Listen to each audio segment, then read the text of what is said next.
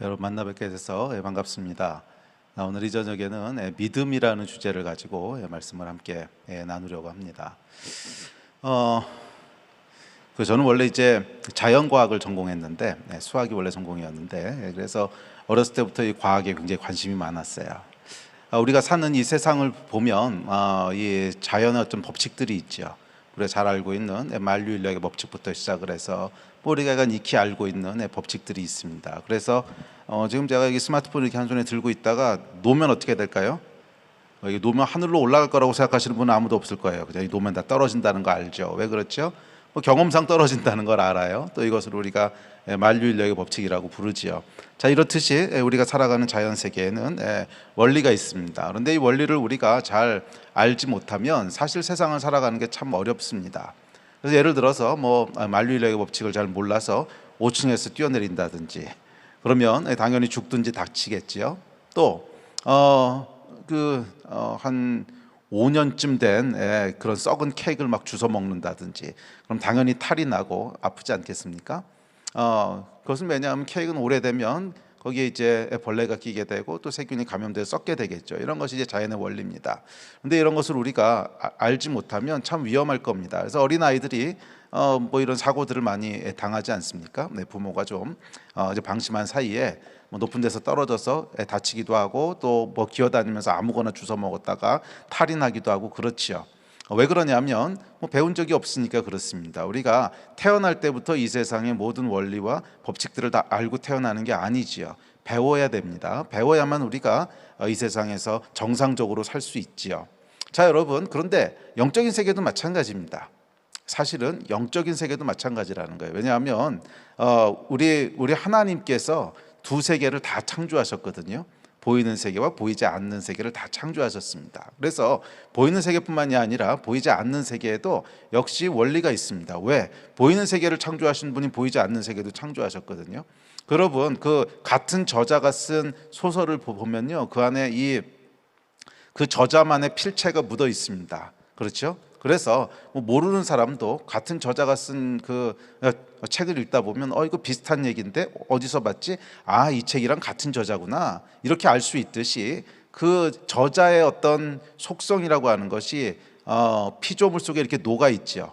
책 속에 녹아 있고 또 예술가라면 작품 속에 녹아 있고 이렇게 되듯이 하나님 한 분이신데 그 하나님께서 보이는 세계도 창조하셨고 보이지 않는 세계도 창조하셨다는 거예요. 그래서 영적인 세계도 보이는 세계만큼이나 그곳에 원리가 있습니다. 그래서 그 원리를 우리가 잘 이해하고 살면 건강하게 영적인 생활을 유지할 수 있지만 그렇지 못하면 영적인 생활을 유지하는 데도 많은 어려움을 겪게 됩니다.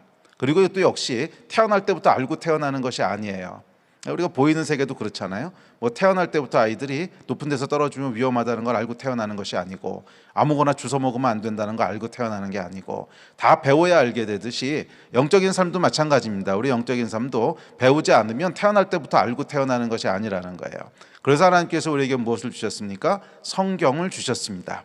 그러니까 성경은 보이지 않는 세계를 살아가는 지침서입니다. 그래서 이 성경 말씀을 통해서 우리가 보이지 않는 세계, 그러니까 영적인 세계를 어떻게 살아가야 되고 무엇을 하지 말아야 되고 무엇을 해야 되는가 하는 것을 배울 수 있게 되는 줄 믿습니다.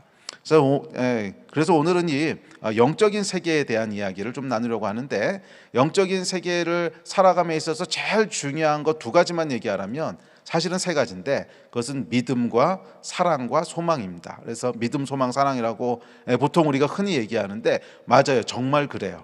제가 영적인 세계에 대한 것들을 쭉 이렇게 추구해보고 또 연구해보고 또 성경을 연구해보니까 결국 모든 우리의 영적인 삶은요 이 세 가지 원리에 직접 간접적으로 연결이 되어 있더라고요. 그러니까 예를 들어서 여러분 소망만 가지고 한번 생각해 보십시오. 여러분 마음 가운데 계속 소망이 살아있고 그러니까 소망이라고 하는 건 뭐냐면 오늘보다 내일이 나을 것이고 뭔가 하나님께서 새로운 일을 행할 것이고 하는 기대가 있는 거죠. 그런데 이런 기대가 하나도 없는 상태로 생각해 보세요. 그럼 그 마음은 우울할 것이고 항상 절망적일 것이고 활기도 없겠죠. 그런 사람이 영적으로 충만한 삶을 살 거라고 여러분 기대가 되십니까? 아니요. 절대로 영적으로 충만한 삶을 살 수가 없어요. 그러니까 영적으로 충만한 삶을 살기 위해서는 반드시 우리 안에 뭐가 있어야 되는 거예요? 소망이라고 하는 게 있어야 되는 거예요. 그래서 우리 안에 이 하나님을 향한 건강한 기대들 그리고 긍정적인 마음들 또 하나님을 향한 그런 소망의 마음들, 그런 마음이 있을 때 우리가 영적으로 충만한 삶을 유지할 수 있게 되지, 그렇지 않고 마음이 슬픔과 우울과 좌절과 뭐 그런 걸로 가득 차 있으면 뭐 절대로 영적으로 충만한 삶을 살 수가 없습니다. 그게 영적인 세계의 원리인 거예요. 마치 만유인력의 원리만큼이나 그것도 정확한 원리입니다. 또 믿음과 사랑도 마찬가지예요. 자, 그래서 오늘은 우리가 다 할 시간은 없고 그중에 믿음이라고 하는 거 하나만 가지고 그것이 우리의 영적인 삶과 어떻게 연결이 되어 있는지를 조금 더 깊게 살펴보려고 합니다. 자, 성경은 믿음에 대해서 이렇게 얘기합니다. 히브리서 11장 1절에 보면 믿음은 바라는 것들의 실상이요 보이지 않는 것들의 증거니, 뭐 잘 아시는 말씀입니다. 자, 믿음은 바라는 것들에 대한 실상이요 보이지 않는 것들에 대한 증거니. 그러니까 믿음은 바라고 소망하는 것들의 실체라는 거예요. 실체고 증거라는 것입니다. 자, 먼저 믿음에 대한 걸 이해하기 위해서 기초적인 얘기를 가능하면 약간 빨리 해봅시다. 이게 사실은 한 두세 번 해야 되는 그 설교인데 제 욕심이 좀 과한 것 같긴 한데 하여간 한 번에 다 해보자 그래서 이렇게 몰아왔거든요. 그래서 앞부분은 좀 짧게 넘어갑시다. 짧게. 근데 하여간 빨리 할 수 있는 만큼 해봅시다. 그래야 이제 뒤에 가서 믿음에 대한 얘기를 할 수 있거든요.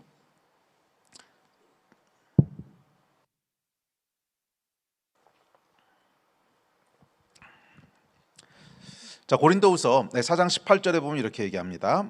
우리가 주목하는 것은 보이는 것이 아니요 보이지 않는 것이니 보이는 것은 잠깐이요 보이지 않는 것은 영원함이라.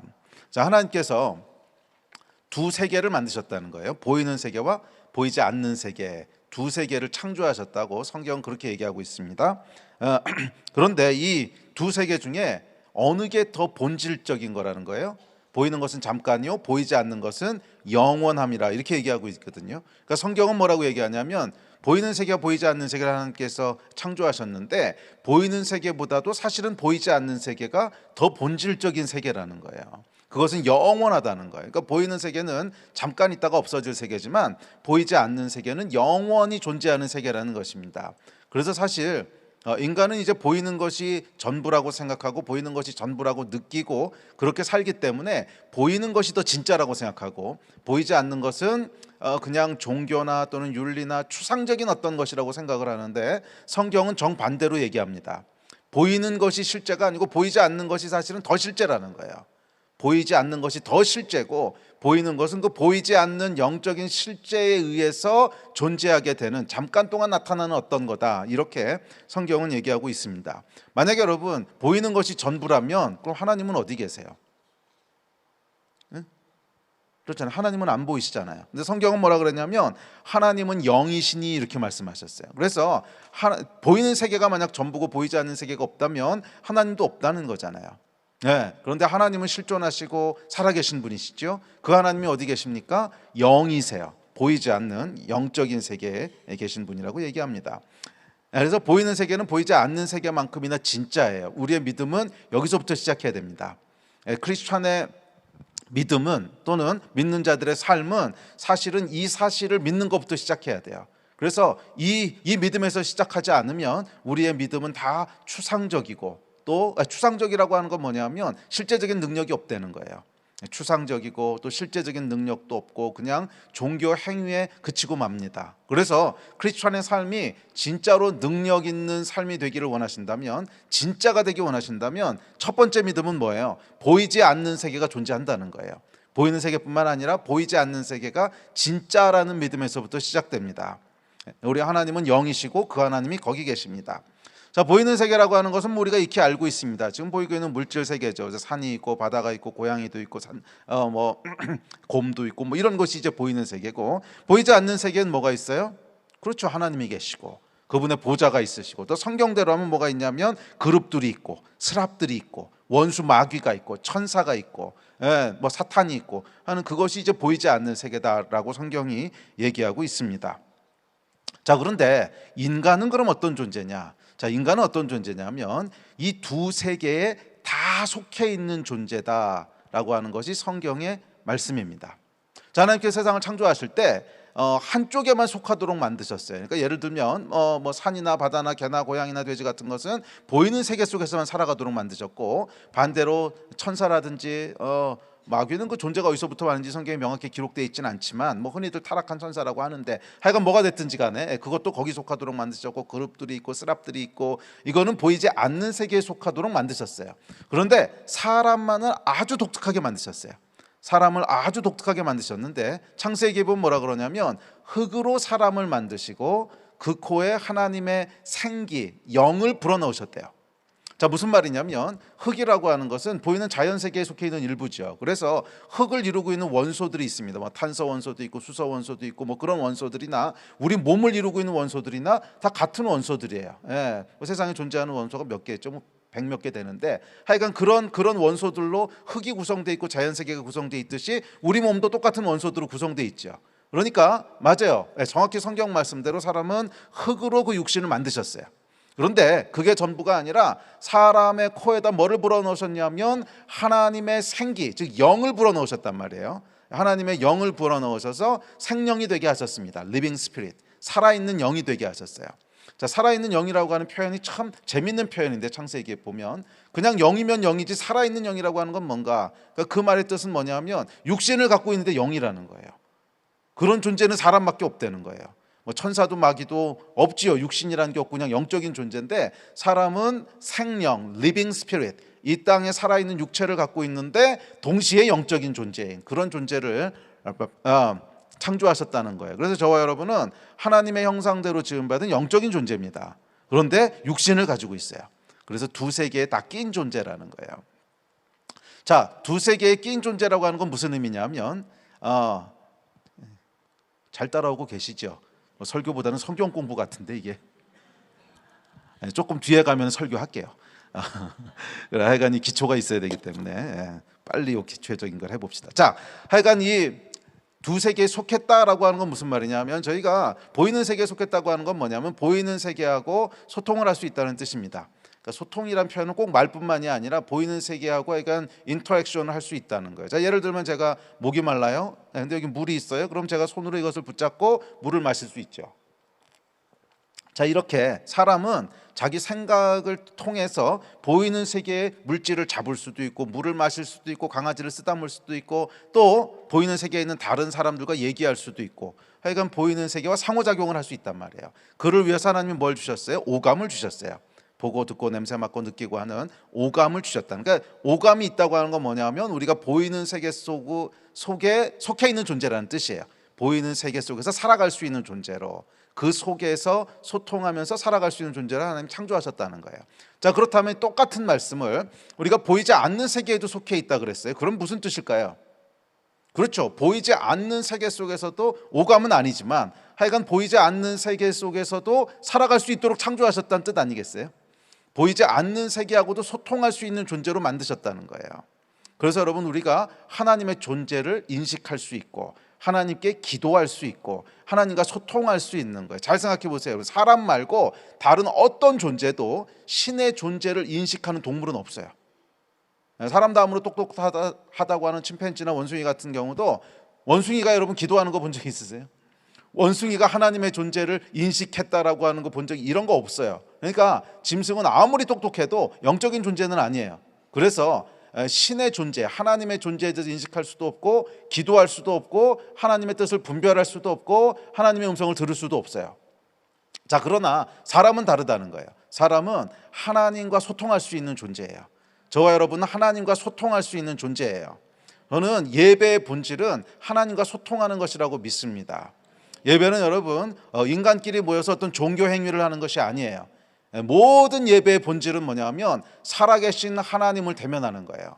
우리는 영적인 존재이기 때문에 그 예배를 통해서 살아계신 하나님을 대면하는 것이고 그 예배를 통해서 하나님의 음성을 듣는 것이고 그 예배를 통해서 하나님께 우리의 기도를 드리는 거예요.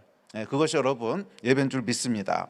자기가 인간은 이런 존재라는 거예요. 자, 그래서 그런데 문제는 뭐냐면 이 아담과 하와가 죄를 지음으로 말미암아 우리의 모든 영적인 기능이 뭐 죽었는지 소멸됐는지 살아났는지 멈췄는지 하여간 성경에 정확히 묘사되어 있지는 않은데 하여간 인간은 더 이상 영적인 세계를 살아가지 않는 그냥 보이는 것이 전부라고 생각하는 짐승하고 똑같은 존재가 되어버렸어요. 짐승하고 똑같은 존재가 되어버렸습니다. 자, 그것이 이제 창세기의 얘기죠. 그래서 우리 이제 태어날 때부터 영적인 세계는 전혀 인식하지 못한 상태로 태어납니다. 그래서 하여간 영의 기능이 멎었다 그래야 되나, 영이 죽었다 그래야 되나, 하여간 이 영적인 기능은 뭐 멎은 거나 죽은 거나 그거니까 뭐 성경에 정확히 묘사되어 있지는 않지만 그냥 편의상 죽었다고 하죠. 하여간 우리의 영이 죽은 채로 태어나요. 자, 그런데 이게 이제 문제가 뭐냐면, 그래서 태어나서부터 어른이 될 때까지 한 번도 우리가 영으로 하나님과 소통하는 게 뭔지를 경험해 본 적이 없는 거예요.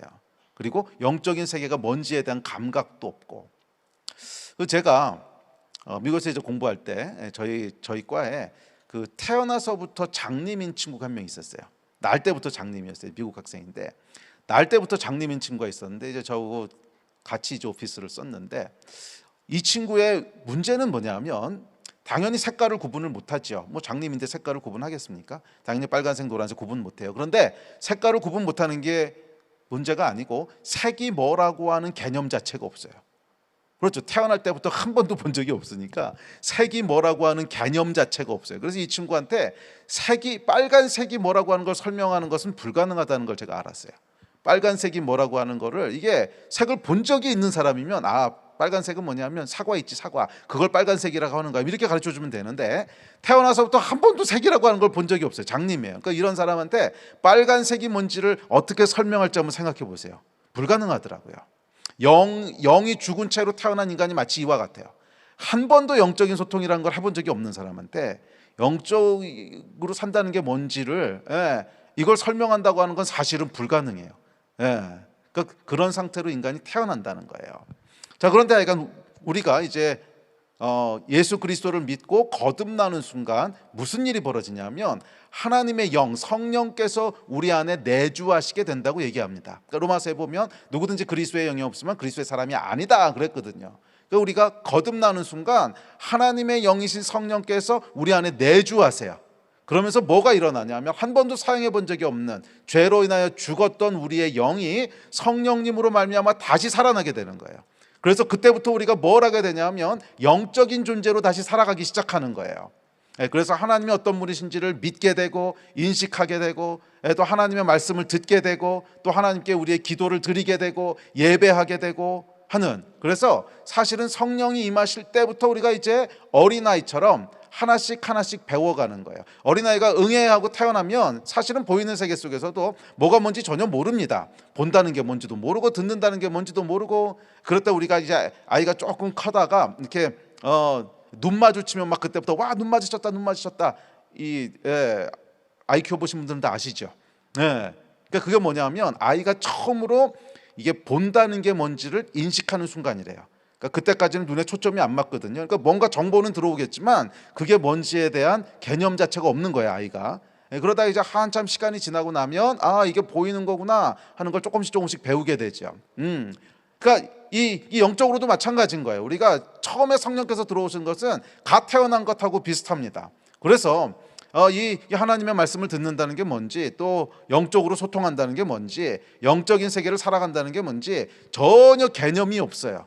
그러다가 조금씩 신앙생활을 하면서 그것들을 배워가게 되는 거예요. 그리고 이걸 배워야만 우리가 정상적인 신앙생활을 할 수 있습니다. 자, 그래서 오늘 이제 이런 얘기들을 좀 하려고 하는데, 자, 그 다음에 이제 영혼육의 질서에 대한 얘기를 좀 해야 됩니다. 자, 하나님께서 인간을 영과 혼과 육이 있는 존재로 만드셨죠. 영혼육이 있는 존재로 만드셨는데 뭐 이거 3분법이 맞느냐 2분법이 맞느냐 뭐 신학적인 얘기를 하려는 건 아니고, 하여간 인간에게는 영과 혼과 육이라는 기능이 있어요. 영이라고 한 건 지금 말씀드렸던 성령께서 우리 안에 내주하심으로 우리가 영적인 존재로 살아갈 수 있게 하시는, 그러니까 이 영의 가장 중요한 특징은 뭐냐면 하나님과 소통할 수 있는 기능이에요. 하나님과 소통할 수 있는. 그래서 이 하나님과 소통한다는 게 뭐지? 이렇게 구체적으로 이런 질문이 드시는 분들이 있다면 그건 이 짧은 시간에 설명할 수가 없습니다. 그래서 진짜 궁금하신 분들은 이제 책을 사보세요. 책 좀 팔아야지.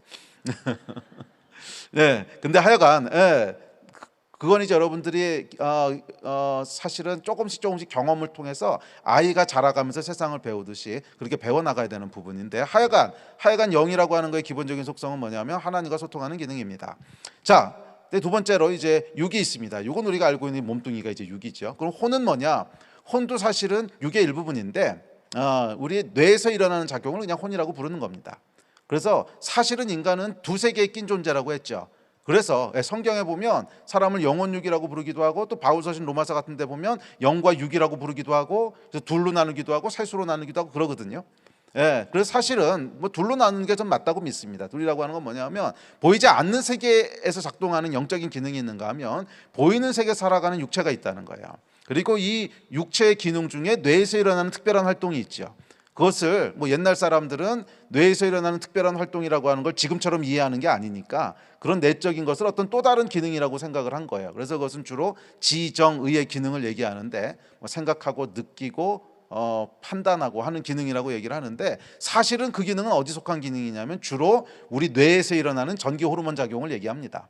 그래서 그것도 사실은 육에 속한 기능인데 그냥 편의상 혼이라고 부르는 것뿐이에요. 자여간 인간은 이런 기능을 가지고 있는데, 하나님이 사람을 창조하실 때 좀 빠른가요 말이? 근데 빨리 가야 돼요. 안 그러면 뒷부분은 못하기 때문에. 자여간 하나님께서 영혼육에 질서를 두셨어요. 어떤 질서를 두셨냐면, 육은 혼에게 순종하고 혼은 영에게 순종하도록 질서를 두셨어요. 자, 그래서 여러분, 우리 몸을 보면 우리 몸은요 혼에게 순종합니다. 그러니까 예를 들어 제가 지금 목말라 물을 마셔, 이렇게 제 뇌가 생각을 하잖아요. 그럼 제 몸이 그대로 순종을 하죠. 이렇게. 자, 이렇게 만드셨다는 거예요. 그래서 만약에 이 기능이 망가진 거는요 아주 심각한 질병입니다. 그래서 속으로는 딴 생각을 하는데 몸이 다른 일을 한다든지, 또는 뭐 머리가 생각을 하는데 몸이 안 움직인다든지, 그런 것이 전신마비겠죠. 하여간 이런 건 심각한 질병이고, 건강한 정상적인 우리의 창조된 몸은 혼의 기능에 육이 순종하도록 그렇게 만드셨어요. 그게 질서죠. 똑같이 우리의 혼은 영에게 순종하도록 지음받았어요. 그게 질서예요. 자, 영이라고 하는 것은 이제 우리 안에 있는 영이 아니라 성령께서 우리 안에 들어와 계시다고 했죠. 그러니까 우리의 혼은 뭐에 순종하는 거예요? 성령께, 내 안에 계신 영께 순종하도록 그렇게 창조됐어요. 그게 원래 창조된 질서예요. 그 질서대로 그 질서대로 살아가는 것이 가장 온전한 그리스도인의 모습입니다. 근데 죄는 뭐냐면 이 질서가 깨진 거예요.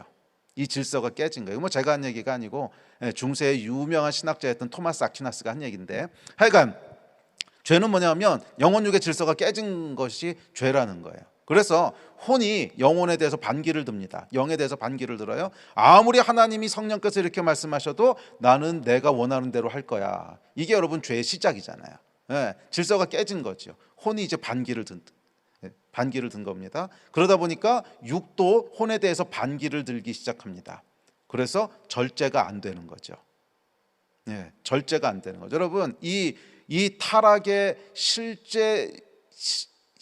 실상을 보고 싶으시면 이런 거 생각하시면 돼요. 제가 이번에 여름에 뭐 이것저것 일이 많아가지고서 좀 많이 먹었더니 이렇게 배가 좀 나왔어요.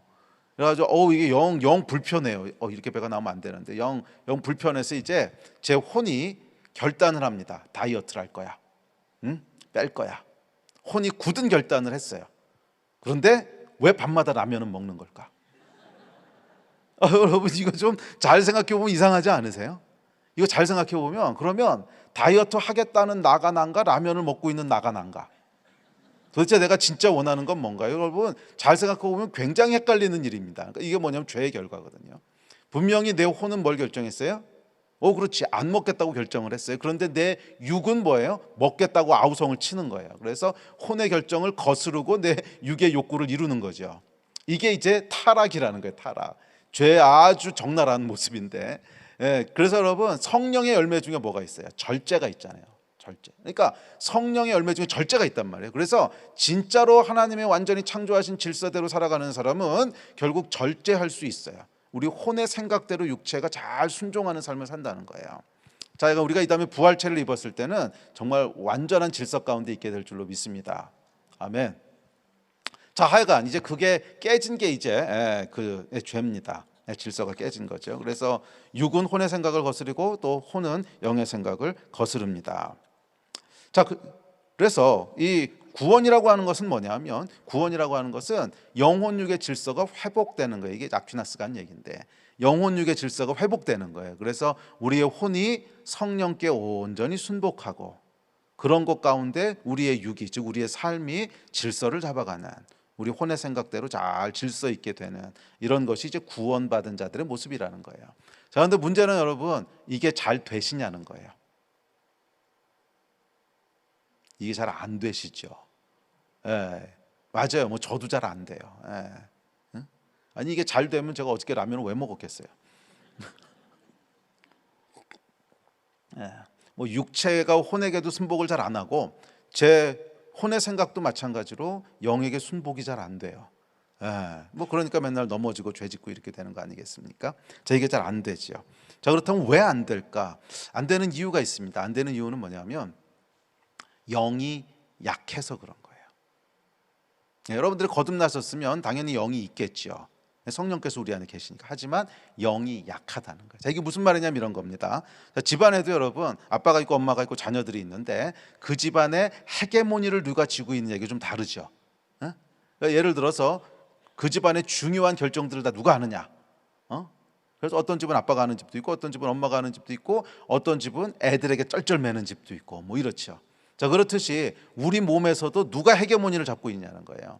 영혼 육 중에 누가 헤게모니를 잡고 있느냐는 거예요. 그래서 영이 강한 사람은 영이 헤게모니를 쥐고 있습니다. 그래서 하나님의 말씀대로 온전한 질서를 잡고 살아요. 그런데 혼이 헤게모니를 잡고 있는 사람이 있어요. 혼적인 사람. 혼이 강한 사람은 결국 혼이 영과 육의 모든 소리를 잠재우고 내가 원하는 대로 하는 거예요. 그게 이제 혼의 사람이에요. 마지막으로 육이 가장 강한 사람이 있어요. 그 사람은 육체의 본능대로 사는 사람입니다. 육체의 본능이라고 하는 건 뭐냐면 먹고 싶으면 먹고 때리고 싶으면 때리고 뭐 성적인 유혹이 있으면 어떻게든지 막 그냥 풀고, 그러니까 짐승하고 똑같은 사람이에요. 예, 그래서 성경은 이걸 뭐라 그러냐면 그 이성 없는 짐승 같다 이렇게 얘기합니다.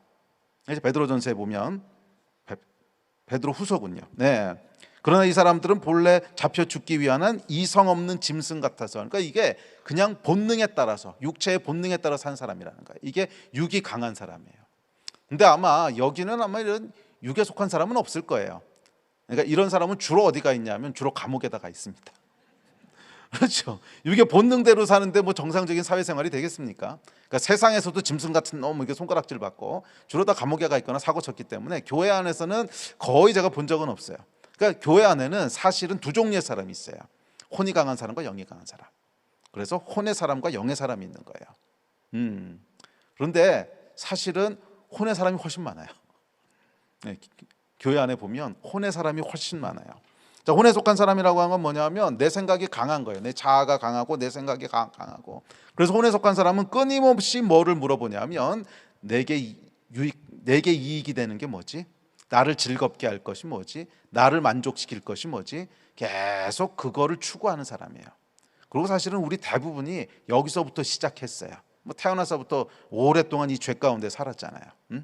무엇이 나를 행복하게 하지? 무엇이 나를 이익되게 하지? 무엇이 나를 즐겁게 하지? 무엇이 나를 만족시키지? 계속 나를 위한 삶을 사는 것, 이게 혼에 속한 사람의 특징입니다. 반대로 영에 속한 사람은 뭐예요? 그거는 하나님을 기쁘시게 할 걸 생각하는 거예요. 네, 하나님이 원하시는 건 뭐지? 어떻게 하는 게 하나님의 뜻을 행하는 거지? 이게 이제 영에 속한 사람의 갈망이고 관심입니다. 그래서 여러분, 혼에 속한 사람과 영에 속한 사람은 그 마음의 중심이 달라요. 근데 사실은 슬프게도 우리 안에 이 두 마음이 계속 싸우죠. 예, 예? 부활한 몸을 입기 전까지는 죄가 사라지는 게 아니기 때문에 계속 이 죄에 대한 유혹이 있습니다. 그래서 두 마음이 싸우는데 거기서 영이 승리하느냐 혼이 승리하느냐에 따라서 영적인 삶을 살 거냐 아니면 혼적인 삶을 살 거냐가 결정되는 겁니다. 영이 강한 여러분 되시기를 바랍니다. 이 영이 강한 것하고요, 영이 예민한 것하고는 좀 달라요. 또 이게 교회 내에서 문제를 많이 일으키는데, 보통 사람들이 영이 예민한 사람들을 영적인 사람이라고 착각을 해요. 영이 예민한 사람은 뭐냐면 뭘 잘 보고 뭘 잘 듣고 뭐 이런 분들이에요. 기도만 하면은 뭘 보이고 듣고 막 이랬다는 분들이 있는데, 뭐 이게 은사적인 측면이죠. 뭐 저는 그것도 나름대로 충분한 의미가 있다고 생각을 합니다. 그런데 은사는 영이 강한 것하고는 상관없어요.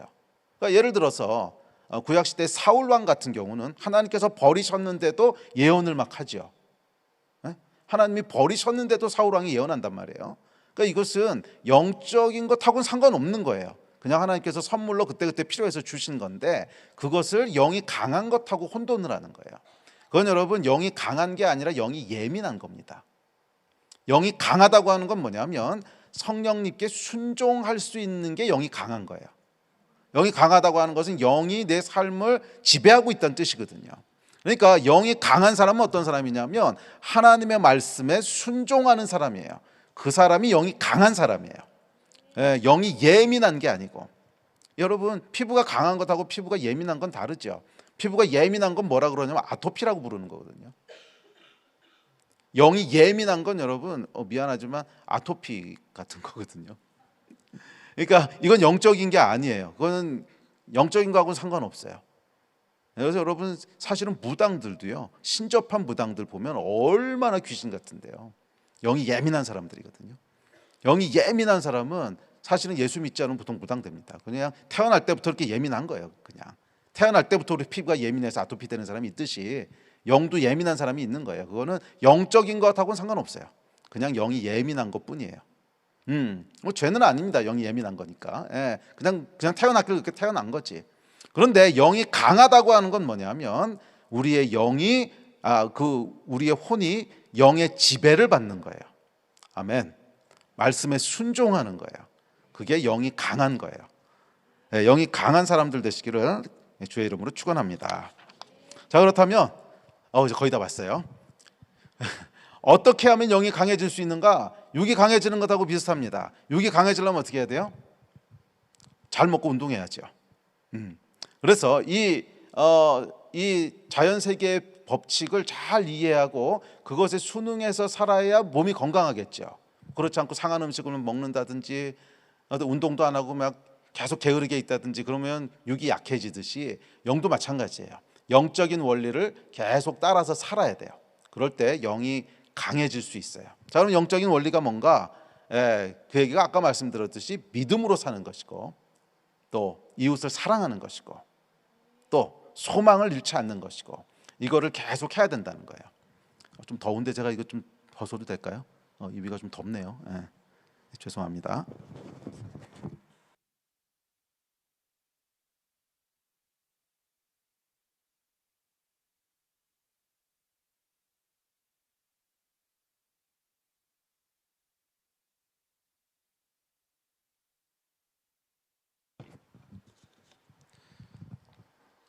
뭐 했죠? 그렇지. 자, 그래서 믿음과 소망과 사랑을 가지고 계속 반복적으로 그것을 행할 때, 우리 몸의 건강도 마찬가지거든요. 운동도 계속 반복적으로 행하는 거예요. 그랬을 때 몸에 근육도 생기고 건강해지듯이 영적으로도 계속 반복적으로 믿음의 삶을 선택하고 사랑하기를 선택하고 소망을 놓치지 않기를 선택하고 계속 선택하시는 거예요. 그러니까 사람의 가장 중심에 뭐가 있냐면 선택이 있어요. 왜? 선악과로 사람을 규정하셨거든.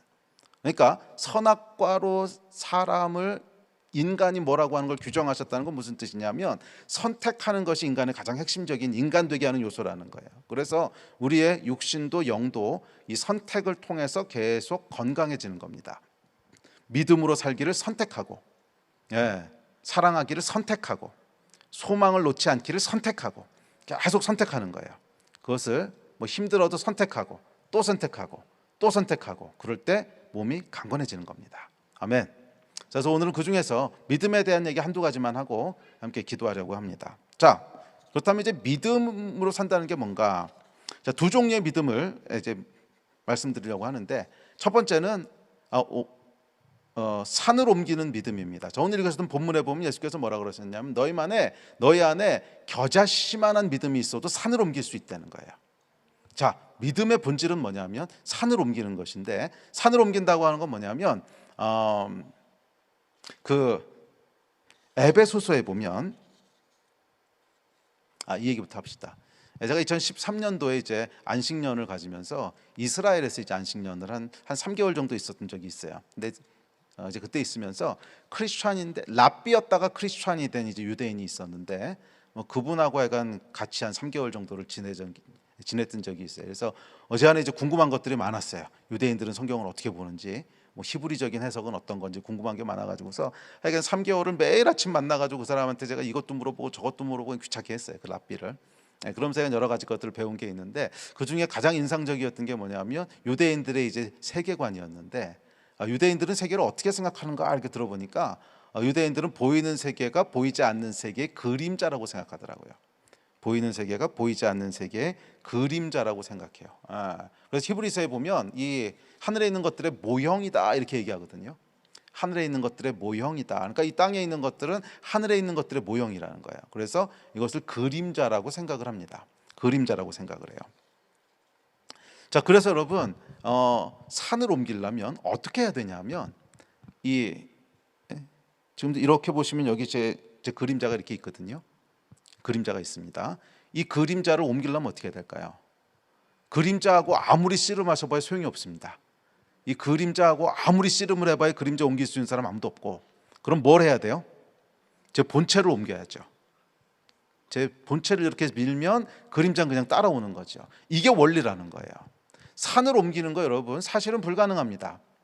뭐 산을 어떻게 옮기겠어요? 뭐 조그만 산이라면 어떻게 해보겠지만 이 큰 산, 뭐 설악산이라든지 히말라야 산이라든지 이거 옮길 수 있는 사람 아무도 없죠. 산을 옮길 수 있는 사람은 아무도 없어요. 그런데 예수께서는 산을 옮길 수 있다라고 얘기하거든요. 그 얘기는 무슨 말이냐면 이 산이 그림자라고 하는 걸 깨달으면 쉬워요. 산을 옮기는 것이 아니고 하늘에 있는 산의 본체를 옮기면 되는구나. 그게 여러분 믿음이라는 것입니다. 믿음은 하늘을 움직이는 거예요. 또 믿음은 하늘에 있는 것들을 땅의 실체가 되게 하는 거예요.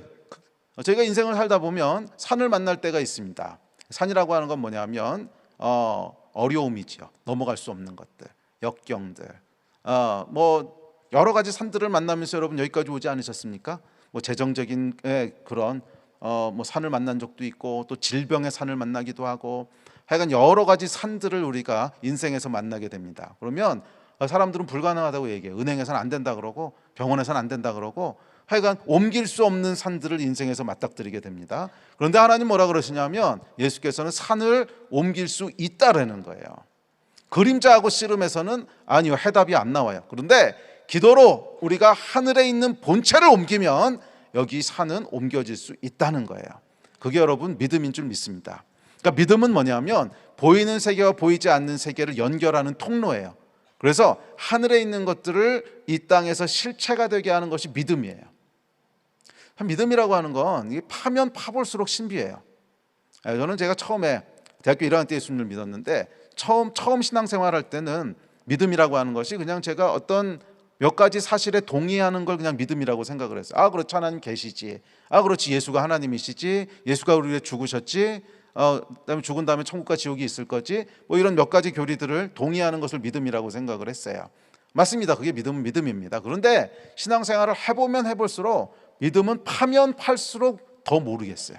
정말 신비한 게 믿음이고 정말 이해할 수 없는 게 믿음이고 그래서 이 믿음은 뭐 시간이 더 흐르면 제가 또 믿음에 대해서 또 다르게 정의할지도 모르겠어요. 그런데 현재까지 제가 발견한 믿음에 대한 정의는 뭐냐면 믿음은 하늘에 있는 것들을 이 땅에 실체가 되게 하는 거다. 믿음은 보이는 것들에 대한 실체요. 믿음은 하늘에 있는 게 실체가 되게 하는 거예요. 자, 무슨 말이냐면 이런 겁니다. 그 성경 에베소서에 보면 어떤 말씀이 나오냐면 1장에 보면 찬송하리로다 하나님 곧 우리 주 예수 그리스도의 아버지께서 그리스도 안에서 하늘에 속한 모든 신령한 복을 우리에게 주시되 이렇게 얘기하고 있습니다. 저희 뭐라 그러냐면 하나님께서 우리에게 모든 복을 준비하고 계시다는 거예요. 모든 복을 준비하고 계신데 그 복이 어디 있다는 거예요? 지금 하늘에 있다는 거예요. 하늘에. 그리고 영어 성경에 보면 Every spiritual blessings in heavenly realm 이렇게 나오거든요. 그러니까 이게 뭐냐면 모든 복을 하나님께서 준비하고 계신데 하늘에 있다는 거예요. 하늘에. 그런데 이 하늘에 준비되어 있는 복을 이 땅에 끌고 내려와서 실체가 되게 하는 게 뭐냐면 믿음이라는 거예요. 믿음. 그래서 에베소서에 보면 뭐라 그러냐면 믿음으로 말미암아 그리스도께서 너희 마음에 계시게 하옵시고, 그러니까 그리스도는 원래 하늘에 계신 분이신데 믿음으로 말미암아 우리 안에 계시게 한다는 거예요. 그러니까 이 믿음은 여러분 하늘에 있는 것들을 이 땅에 실체가 되게 하는 그런 능력인 줄 믿습니다. 네, 하늘에선 하나님께서 불가능이 없으세요. 의사는 안 된다고 해도 하나님께서는 치유하실 수 있으세요. 네, 은행은 안 된다고 해도 하나님께서는 공급하실 수 있으세요. 하늘에 모든 복을 준비해 놓으셨거든요. 근데 이것을 우리가 믿음으로 가져다 써야 되는 거예요. 은행에 여러분들이 아무리 돈이 많으셔도 그거를 찾아서 써야 내게 되는 거 아닙니까?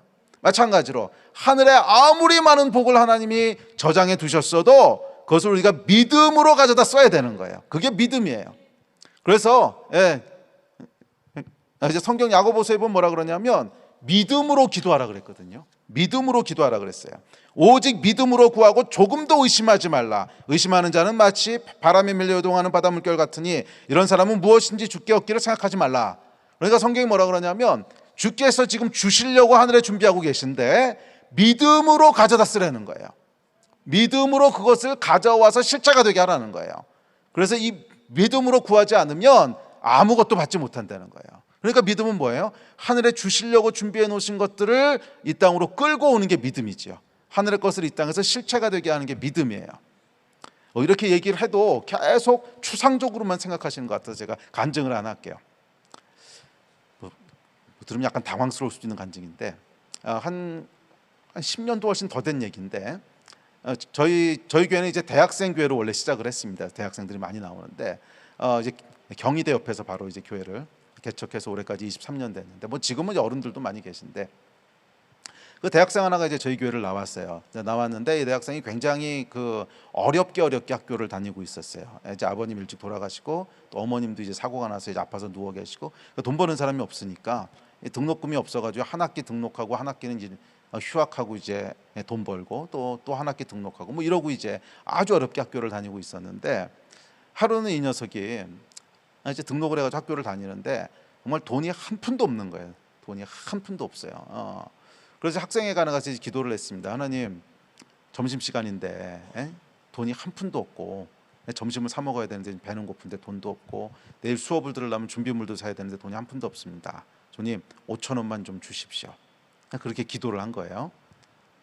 그랬더니 갑자기 성령께서 뭐라 그러시냐면 믿음으로 취하라 그러시더래요. 내 쪽으로 약간 그런 감동이 있더래요. 그래서 또 기도를 했습니다. 하나님, 믿음으로 취하는 게 뭡니까? 그랬더니 저쪽 학생회관 구석에 가서 저 모퉁이에서 벽을 이렇게 보고 서서 이렇게 취하라 그러시더래요. 아니 모퉁이에 가서 서면 앞으로 사람이 지나다닐 수도 없잖아요. 그러니까 완전히 벽 보고 이렇게 벽 보고 머리 받고 서가지고서 믿음으로 이렇게 취하라 그런 이제 감동을 주시더래요. 그래서 이 녀석이 거기 갔어요. 그래서 그 말씀대로 똑같이 가가지고 이제 벽을 보고 주십시오 그랬는데 5천 원이 생겼다는 거예요. 그래서 제가 안 믿으실 거라 그랬잖아.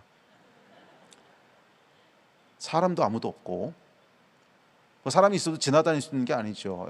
벽으로 이렇게 다 막힌 모퉁이에 가서 정말 out of nothing에서 허공에서 5천 원이 생긴 거예요.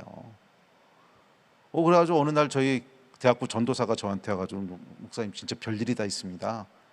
근데 그때는 이제 그 친구가 저희 교회 나온 지 얼마 안 됐을 때요. 막 새로 나오기 시작할 때인데 새로 나온 친구가 하나 있는데요. 그러면서 그 얘기를 저한테 해준 거예요. 그래서 제가 도저히 안 믿어져가지고서 여러분이라면 믿어지시겠어요? 도저히 안 믿어져가지고서 야, 나 못 믿겠다. 걔를 좀 데려와라. 네. 그래가지고 불렀어요. 불러서 이제 앞에 왔습니다. 앉혀놓고 물어봤습니다. 너 내가 이런 얘기를 들었는데 솔직하게 얘기해라. 그거 진짜냐? 그랬더니 이 녀석이 진짜라는 거예요. 그래서 야, 그럼 5천 원 어떻게 했냐?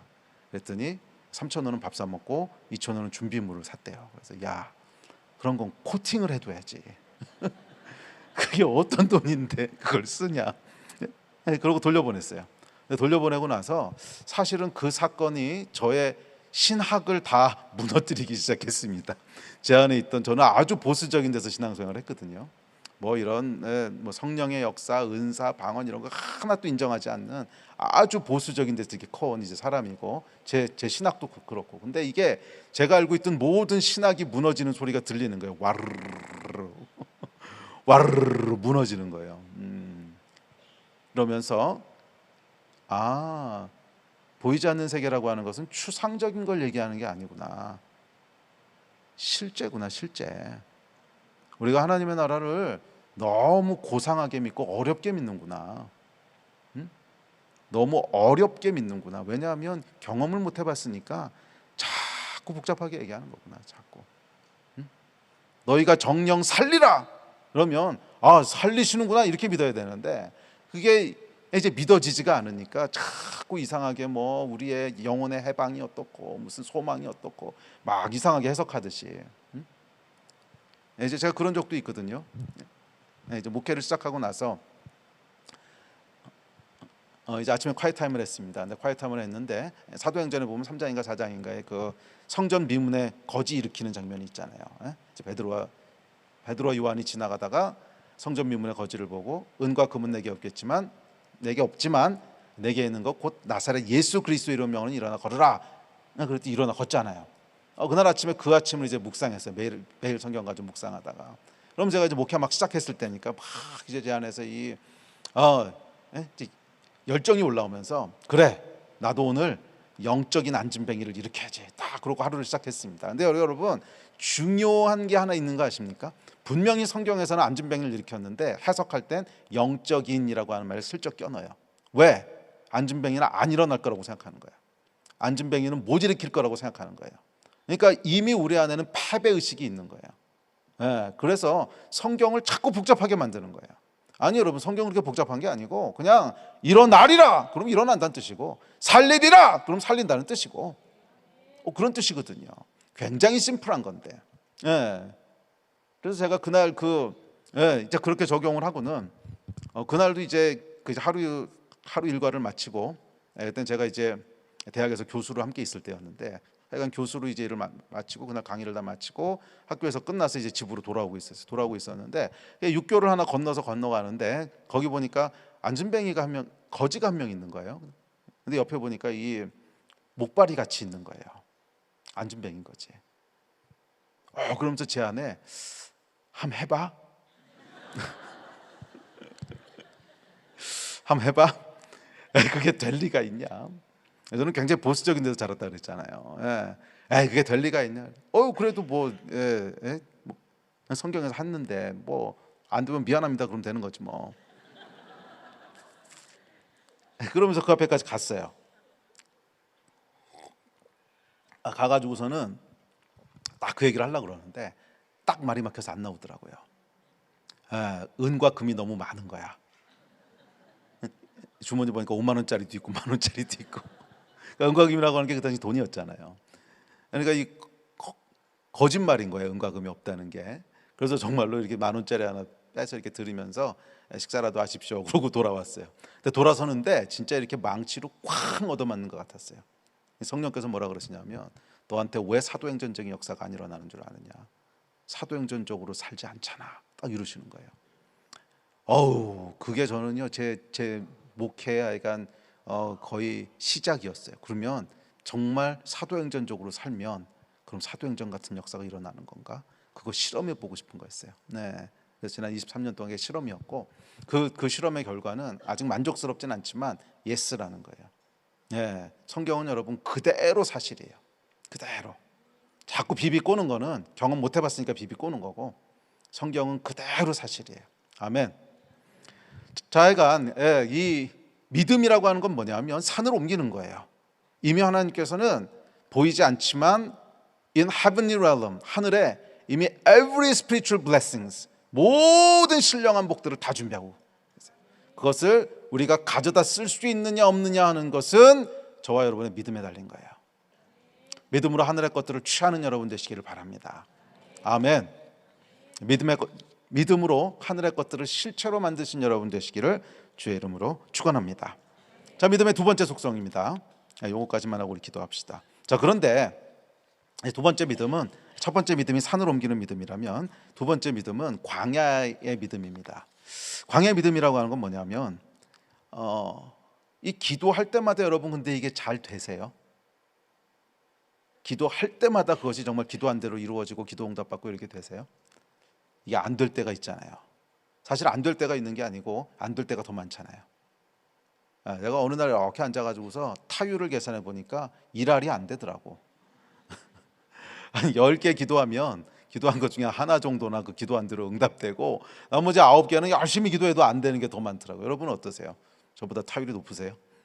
이게 사실 쉽지 않죠. 그럴 때마다 우리 안에 굉장히 혼란스러움이 이제 올라오게 됩니다. 왜 이러시지 하나님이? 왜 우리 기도 응답하지 않으시지? 이해할 수 없는 상황들을 만나게 되죠. 이게 이제 광야인데 저는 이제 어떤 일이 있었냐면 10몇 년 전이었어요. 근데 제가 정말로 사랑하던 아끼던 이제 선교사가 있었습니다. 그 자매 선교사였는데 저희 부부가 미국 유학생으로 있을 때 미국 교회에서 그때 어학연수로 왔던 자매였는데 이제 그 자매가 거기서 예수를 믿고 돌아와서는 제가 이제 서울대 수학과를 나왔는데 서울대 수학과 1년 후배랑 이제 결혼을 해가지고서 저희 교회에서 함께 사역하던 이제 그런 자매였는데 제가 만난 모든 사람 중에 사역을 제일 잘하는 사람이었어요. 정말 사역을 제일 잘하는 사람이었어요. 어디든지 갖다 두면 한 달 안에 교회가 세워져요. 교회라고 하는 게 조그만 이제 공동체가 세워져요. 전도하고 사람들 데려다가 양육하고 먹이고 정말로 탁월한 사람이었고 정말로 하나님 사랑하는 사람이었고 그래서 제 그 서울대 수학과 1년 후배랑 이제 결혼을 했는데 정말 헌신된 사람들이었어요. 이 제 후배가 그 우리나라에서는 금융 수학으로는 첫 번째 박사학위를 받은 친구였어요. 금융 수학으로 첫 번째 박사학위를 받았다고 하는 게 뭐냐면 부르는 게 값이라는 겁니다. 부르는 게 값이라는 거예요. 그래서 딱 학위하고 취직을 했는데 이제 금융 쪽에 취직을 했죠. 첫 봉급 받아서 보니까 제 1년 연봉보다 훨씬 많더라고요. 월급이. 그러니까 진짜 부르는 게 부르는 게 값이었어요. 근데 이 친구가 이제 대학 다닐 때 하나님께 서원했던 게 있어요. 선교에 대한 서원했던 게 있어서 뭐 그렇게 돈 벌다가 때가 됐을 때 선교사로 가겠다고 그래서 뭐 제가 내심 좀 아쉽기는 했어요. 건축이나 하고 가지. 지금 한창 돈 벌고 있는데 그때 저희 교회가 뭐 대부분 학생들이었기 때문에 돈 진짜 많이 버는 게 그 친구밖에 없었는데 치사하게 지금 가냐. 근데 하여간 하나님 앞에 서원한 게 있기 때문에 그거 다 내려놓고 이제 선교지로 들어갔어요. 중동 아주 어려운 곳으로 들어갔는데 근데 들어가자마자 1년 있다가 그 암이 이제 걸린 거예요. 그래서 할 수 없이 다시 나왔습니다. 그래서 투병을 하다가 그래서 암 수술을 받고 이제 어느 정도 괜찮아졌어요. 근데 기어코 다시 선교지로 가겠다는 거예요, 자매가. 그래서 아니 지금 수술 받은 지 얼마 안 됐고 5년은 지켜봐야 된다. 그런데 뭐라 그러냐면 사명을 받은 사람이 생존하기 위해서 여기 있는 게 무슨 의미가 있냐고. 사명 받은 사람은 사명 받은 데 있어야지. 그 말에는 제가 더 이상 뭐라고 얘기를 못 하겠더라고요. 그래서 진짜 몸 조심해라. 이제 그러고 들여보냈는데 들어가고 1년 있다가 다시 재발을 했어요. 그래서 다시 나왔고 그래서 약간 전 교회가요 진짜 열심히 기도했습니다. 금식하면서 기도하고 뭐 금식은 정말 밥 먹듯이 했어요. 전 교인이. 그리고 살려주실 거라고 철석같이 믿었어요. 근데 1년 뒤에 하나님께서 이제 데려가셨어요. 아이들도 어린데 그때 나이가 39살이었는데 어린아이 3명을 놔두고 이게 이해가 안 되는 거죠. 여러분이라면 이해가 되시겠어요? 아니 누구보다도 하나님 사랑하는 사람이고 정말 생명 바쳐서 하나님을 하겠다고 사명 감당하겠다고 그 몸을 이끌고 들어갔던 사람인데 좀 살려주셔야 되잖아요.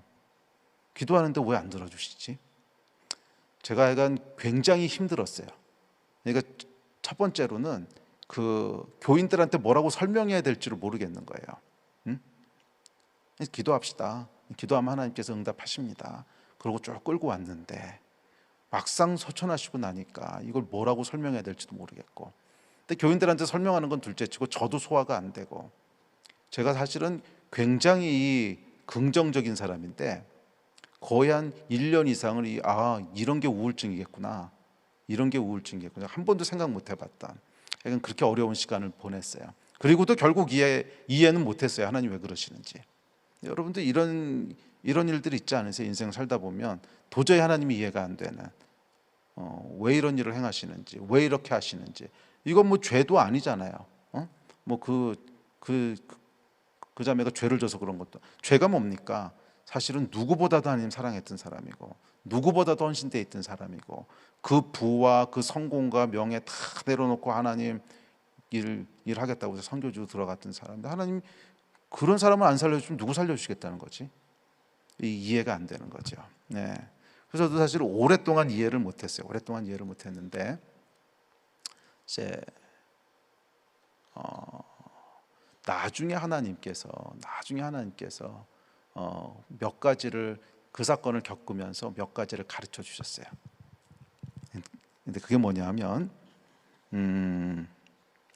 우리의 영과 혼의 기능에 대한 거였는데 이 혼은 여러분 기본적으로 뭐 하는 거냐면 이해하는 거예요.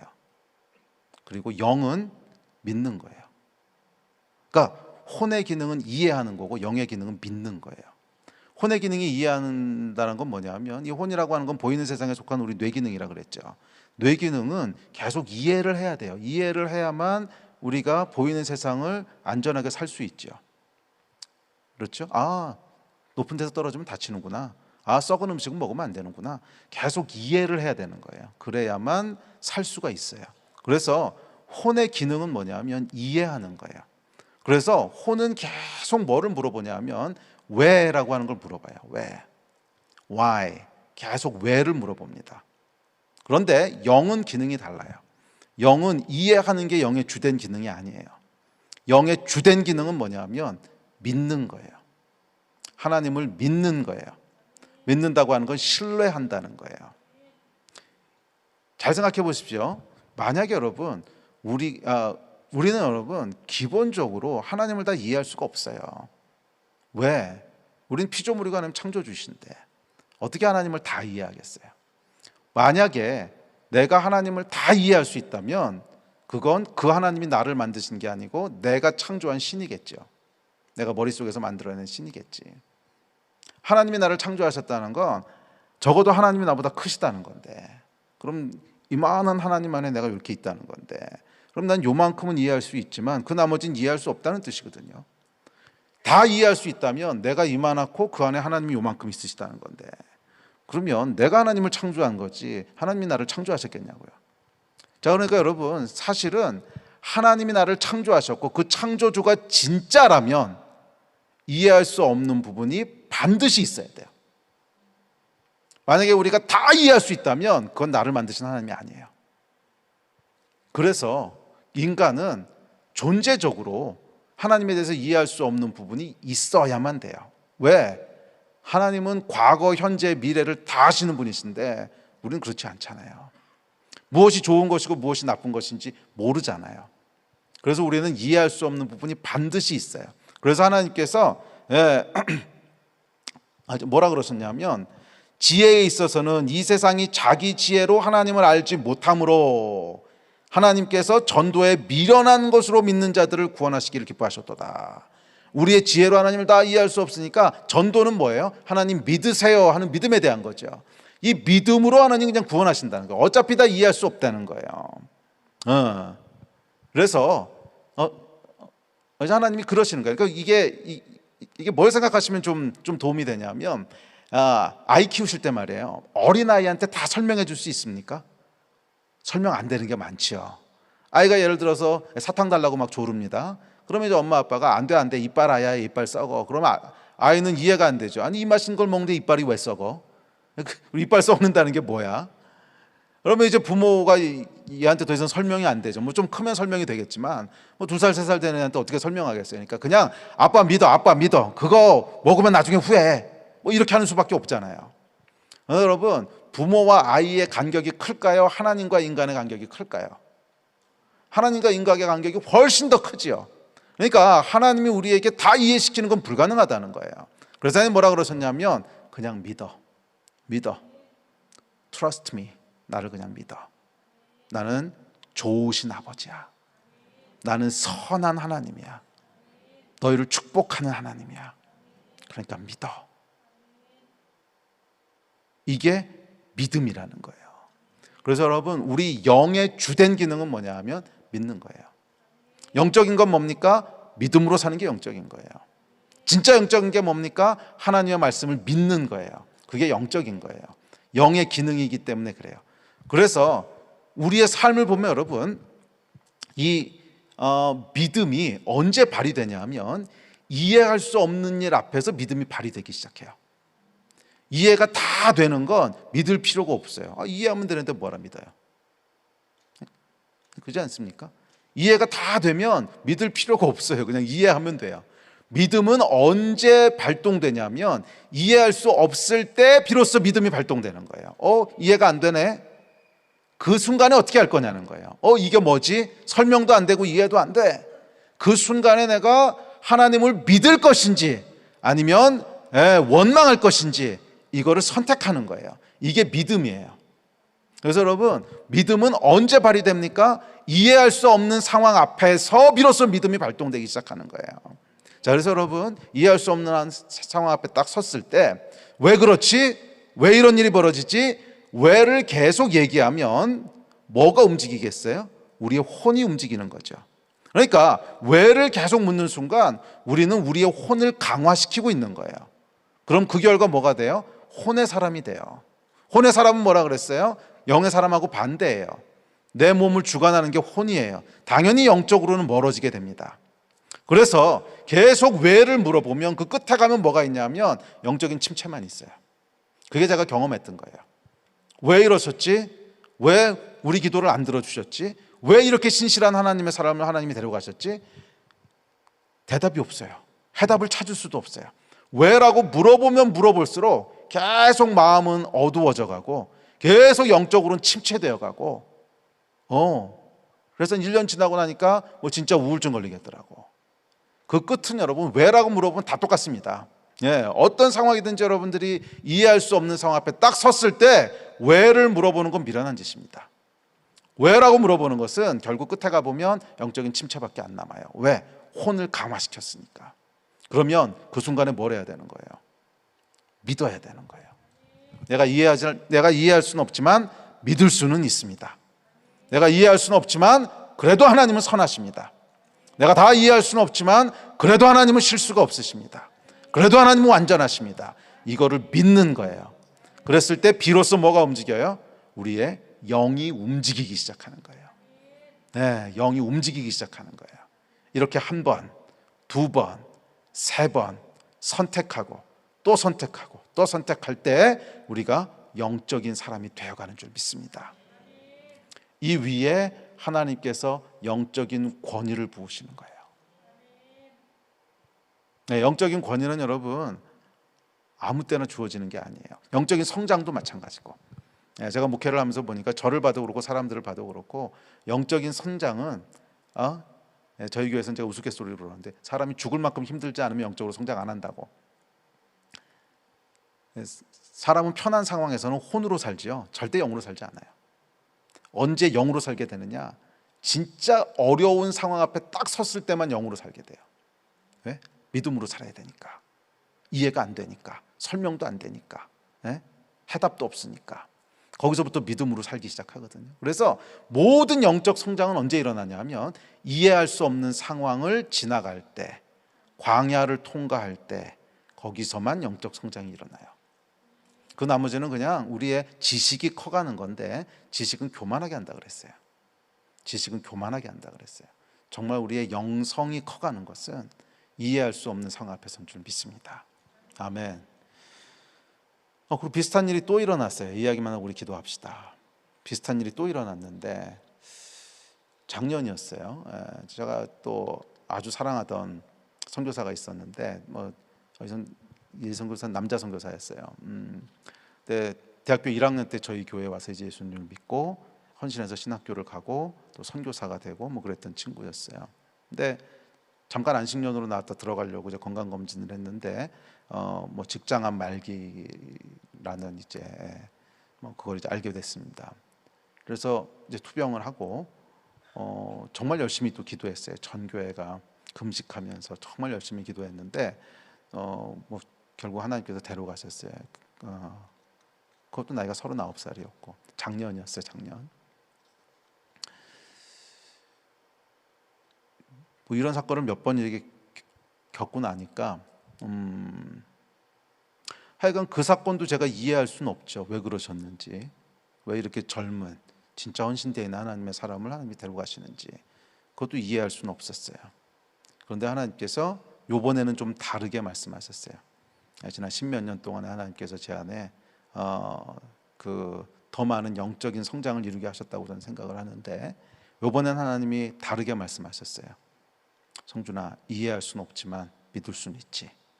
그래서 네, 이해할 수는 없지만 하나님 믿습니다. 그리고 이제 목요일이 제 기억에 장례식이었는데, 근데 장례식을 치르고 이제 금요일 날 교회가 금요 예배로 전교인 이렇게 모였습니다. 모였는데 하나님께서 뭐라고 말씀을 주시냐면 뭐 그냥 이 이야기였어요. 우리는 이해할 수는 없습니다. 하지만 믿을 수는 있습니다. 하나님은 실수가 없으십니다. 그리고 지금은 우리가 최고의 예배를 드려야 될 때입니다. 최고의 예배는 뭐냐면 모든 게 잘 돼서 드리는 예배야 누군들 안 드리겠습니까? 모든 게 기도한 대로 풀리고 만사가 형통하고 거기서 예배 안 드리는 사람이 어디 있겠습니까? 그런데 하나님이 기뻐하시는 최고의 예배는 뭐냐면 예배할 수 없을 것 같은 때, 감사가 나오지 않을 것 같은 때, 이해도 되지 않는 때, 그때 우리가 입을 열어서 그래도 하나님은 선하십니다. 그래도 하나님은 예배받기에 합당하십니다. 그렇게 고백하고 예배할 때 그것이 우리가 하나님께 드릴 수 있는 최고의 예배입니다. 그리고 그 예배를 하나님 기뻐하십니다.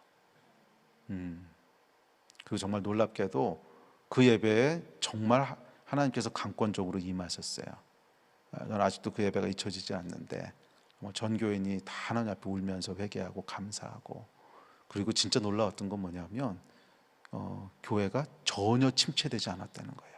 오히려 그 사건을 겪으면서 더 하나님 앞에 기쁘게 나아가게 되고 더 부응하게 되고 더 감사하게 되고, 정말 아무런 영적인 데미지가 없었어요. 믿음은 여러분 이해할 수 없을 때 믿음을 발휘하는 겁니다. 이 믿음으로 날마다 최고의 예배를 드린 여러분 되시기를 주의 이름으로 축복합니다.